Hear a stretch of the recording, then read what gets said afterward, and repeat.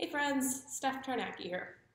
And today I wanted to talk to you about coffee, that sweet elixir that wakes us up every morning and makes life a little bit better.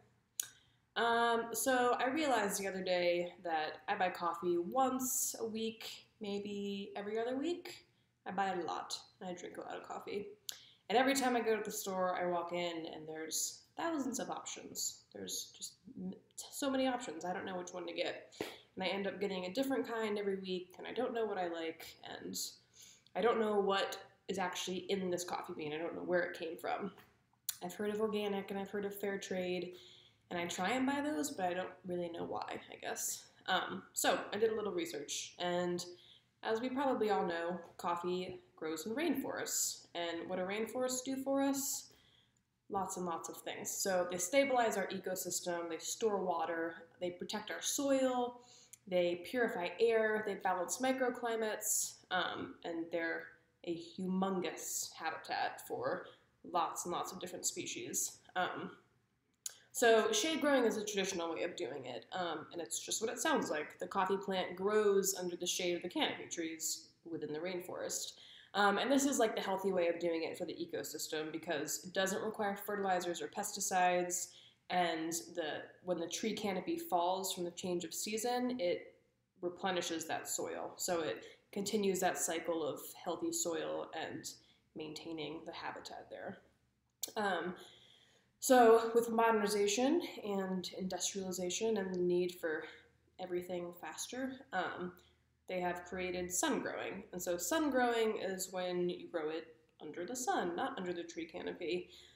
So this requires cutting down that tree canopy, which is a huge part of the deforestation problem. On top of that, it usually requires a lot of fertilizers and pesticides because that's not how these plants naturally grow. So they're more susceptible to fungus and pests and things like that. The sun growing is popular because they just get sun-tolerant plants, which they've genetically modified to be sun-tolerant plants, and you can plant them a lot closer together, and they produce a lot more, so more faster. But it obviously has these really bad effects with deforestation and increased pesticide use. Fun fact, the lifespan of a shade-growing plantation is more than 30 years, so farmers can live off of their coffee plantation for 30 plus years, which is, a pretty good time. And then the sun-growing plantation lasts 12 to 15 years, and after those 12 to 15 years, it takes 5 to 7 years for that soil to replenish and be able to be fertile enough to plant again.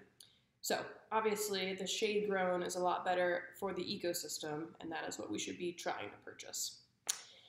The next point is the farmer. Who is making your coffee bean? Who's growing it for you? Who's harvesting it for you? 70% of the world's coffee is grown on small-scale farms, so that's less than 10 hectares, and more often than not, they're in undeveloped countries. So this is their landline. This is what they do. And with the modernization and the sun growing, it made an overproduction of this crop, which caused the prices to drop, which made the farmers get really poorly paid. And a lot of these farmers are starving, cutting out education for their children, just having a really hard time because of the price drop. So what can we do about that? There's 3 labels that are really important that you want to try and go for when you're buying coffee.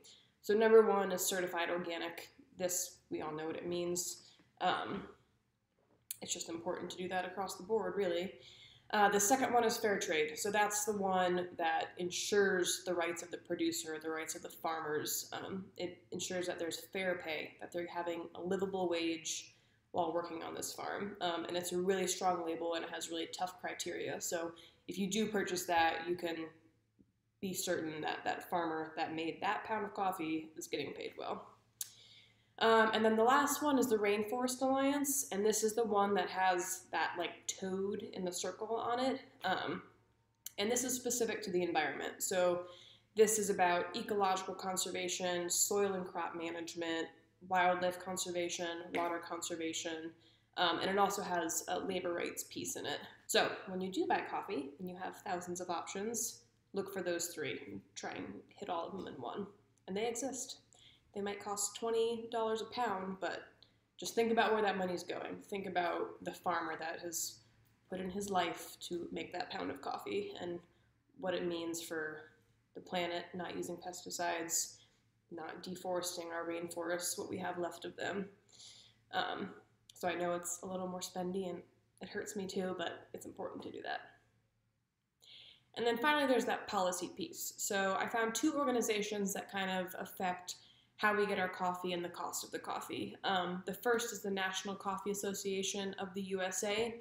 And this is a little bit iffy about the amount of power they actually have. I think it's more of like an advocate type organization. But so they want free trade to allow stimulus for those undeveloped countries, and they also want transparency for the rules and regulations from those countries. And then they also promote sustainability. And then the second one is the International Coffee Organization. And this consists of 77 countries who sign a pact, and they want to increase transparency so everyone can access information about where their coffee comes from and how it was grown. And then they also want to promote sustainability, so advocating for those Rainforest Alliance stickers and trying to reduce pesticides and deforestation in these undeveloped countries. So I hope that gave you some insight about one of your probably favorite beverages. And I hope that you think a little bit more next time you buy your next pound of coffee and try and get some organic, fair trade, and Rainforest Alliance certified coffee. Happy drinking.